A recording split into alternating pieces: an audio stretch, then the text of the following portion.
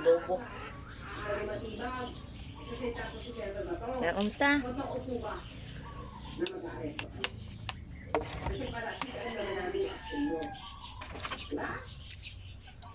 Naunta ninyo guys, samahaw na mo.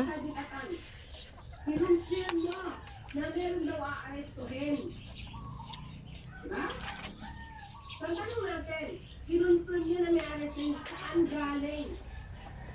Ba't sila confirm na may arestuhin at saan galing information? Ngayon, ano tanong? Kinunfirm mo. Langaw eh. Tinawagan mo ba? Sabi matibag. O kahit yung PND chief. Mag-aaresto po ba kayo? Mag-aaresto kayo? Kasi kinunfirm niya eh. Tapos ngayon, wala nangyari. Sa kwento niya may aarestuhin, wala na, baliwala na. Kasi kalimutan na. Pero kinunfirm niya. Hindi ba? Hindi ba pandalo ko yun? Diba? Saan ang galing yung information yan? So lahat ba kayo dyan? Puro gawa naman ako. Kag may lagunod ning kuan guys, yung tiil ba?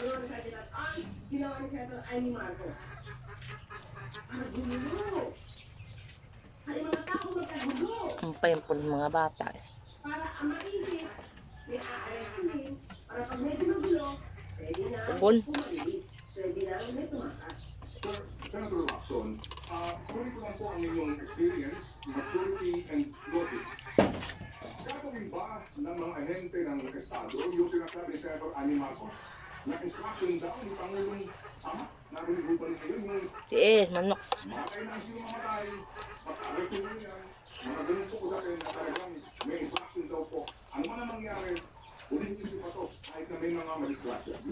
Hindi ba gagawin yun ng NBI o maging nakasalukuyan pong executive head ng ating gobyerno?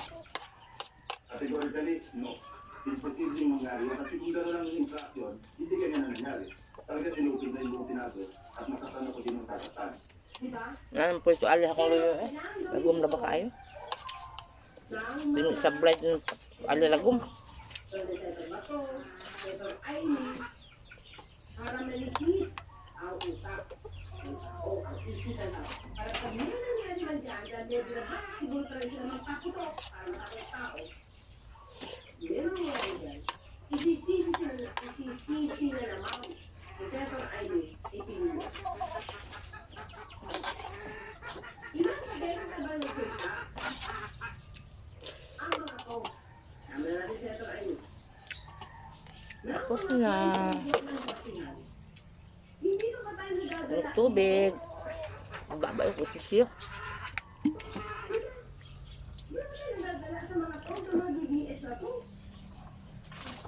Puro fake news. Ang dalag. Bye bye. Watching.